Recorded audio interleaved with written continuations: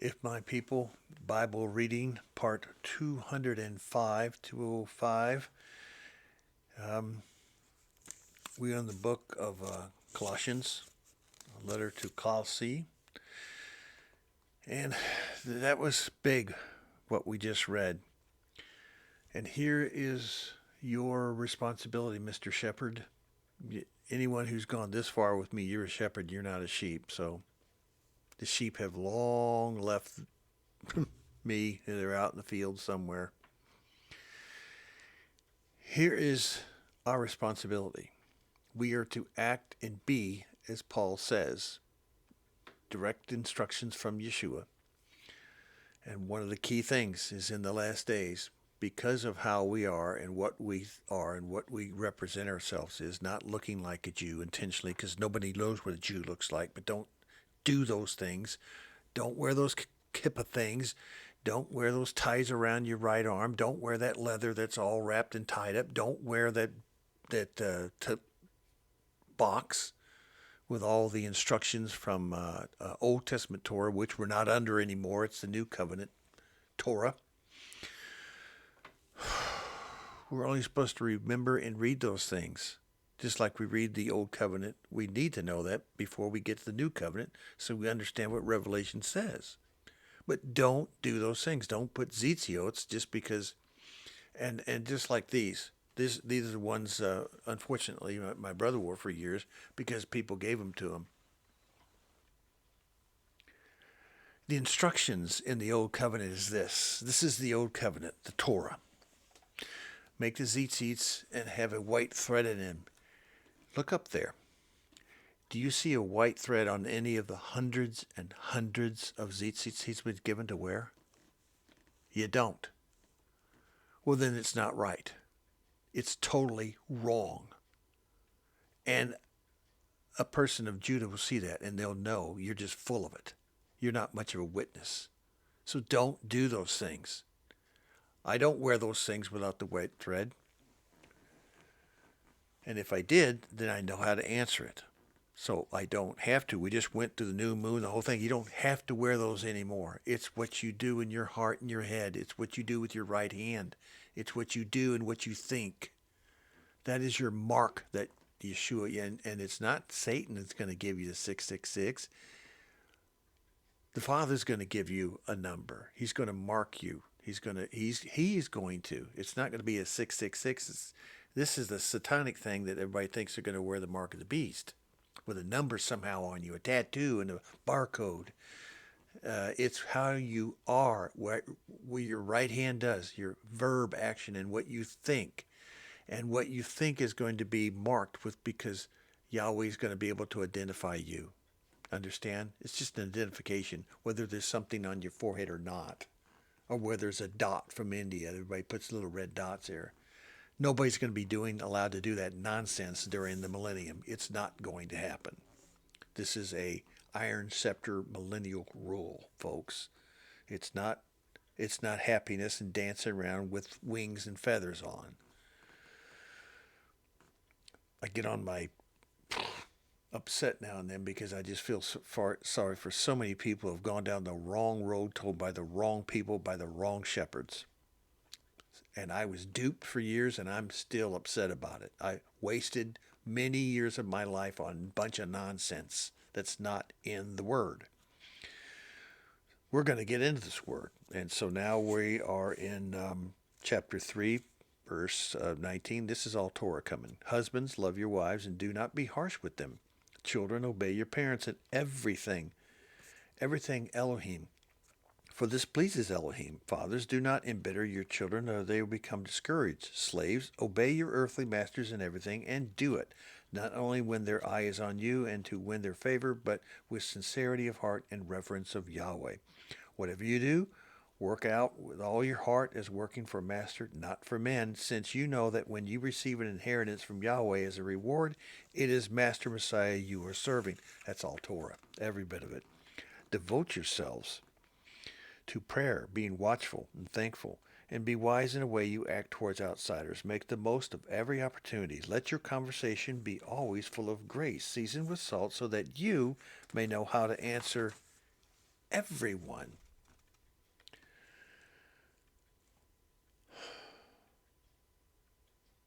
Give my greetings to my brothers in Laodicea and Nympha and the assembly in her house. After this letter has been read to you, see that it is also read in the assembly of the Laodiceans, and that you in turn read the letter to Laodicea. Tell Archippus, see to it that you complete the work you have received in Master. I, Paul, writing this greeting in my own hand, remembering my chains. Grace be with you. He said this. I'm sending him. He's talking about Tychicus. Will tell you about the news about me. He is my dear brother, a faithful minister, and a fellow servant in Master Yahweh. I'm sending him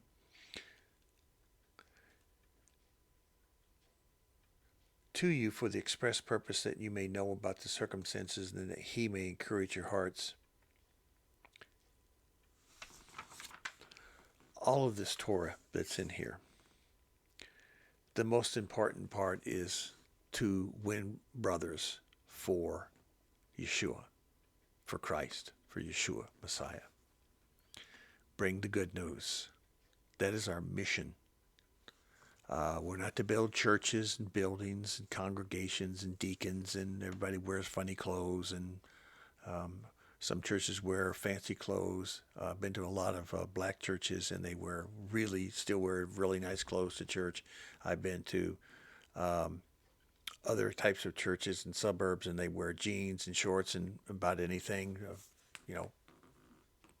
body parts showing way too much, wearing crosses real low. That really looks good to be a Christian wearing a cross that sits real low. It's like if someone would look at the cross, you'd say, "What are you looking at?" Well, what are you doing wearing it right in front of somebody's face with half your clothes off? If I would walk around with my pants half down, is that okay? I don't think so. So why do you do it? We know why. Yeah. What you're saying and what you're doing is two different things. That's what I'm saying. So I'm just kind of pointing that out. It's just like very obvious these days. You've got to walk this, and you just can't fake it. It's something you cannot do. Most in Paul's day living in what is now the country of Turkey had gone from eating kosher to eating anything they pleased. That's what he was talking about, as we mentioned, in the big argument there about therefore do not let anyone judge you in what you eat or drink or what regard to a religious festival, a new moon. Now, when they talked about the eating and drinking, they talked about that before. If you go to someone's house and you sit down and you eat with them, you're not supposed to go to someone's house that just, serves pagan food, like wrong kind of kosher stuff, like a vulture they found on the road, a squished possum that had been laying there for 3 days. Paul doesn't mean you sit down and you eat squished possum or a vulture. He's talking about foods that are good for you. Now, if you take a perfectly good food, like a lamb, and you sacrifice it to Satan, and Paul says you know about that, you don't eat it. And you shouldn't have been eating there to begin with. You should know better than that. You should be a little bit wiser than that. He's not going after people that don't get up somebody that doesn't eat perfect kosher according to you. He just says don't judge anyone what you eat or drink or with regard to a religious festival. Some people will stay 1 day or 2 days. Some people will stay 8 days. Some people stay 7 days. Some people stay for several weeks. When Solomon was doing things at time, it didn't take a week or two during the fall festival. He did it for 2 or 3 weeks in a row. Don't judge people on that. Just don't judge people. Or Shabbat days. There are times where someone just cannot go and gather together for Shabbat. It's because they are in a situation or they're sick or something. And maybe instead of griping about it or making a complaint about someone because you didn't. Oh, I used to hear this all the time when I was at church. I didn't see you in church last week. Where were you, Bruce? I felt like saying, "Oh, none of your business." I was at another church because you were a loser. I hear that over and over and over and over again, and that is rude, Mr. Minister. and all your little laity that use the same. And well, he says it, so I'm going to say it. Are you Lutheran? No, I'm not Lutheran. Thank Yahweh, I'm not. Luther had a little problem with his bias and hate of Jewish people. Did you ever read his writings on that? Well, maybe you ought to do that. Then you won't be so much to criticize someone else. All this, Paul's saying, don't do this stuff. Just stop the stuff. Stop the stuff. I do not openly and try to get into congregations now and have conversations with them to correct them. It doesn't do any good. When I just looked at Yeshua. When Yeshua walked up to these disciples, he didn't come to Jesus' meeting. Hey, come over here and I'll tell you who I am.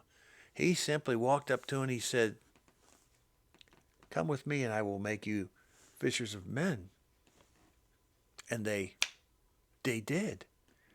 It was Ruach speaking to Ruach. The soul knows the Ruach.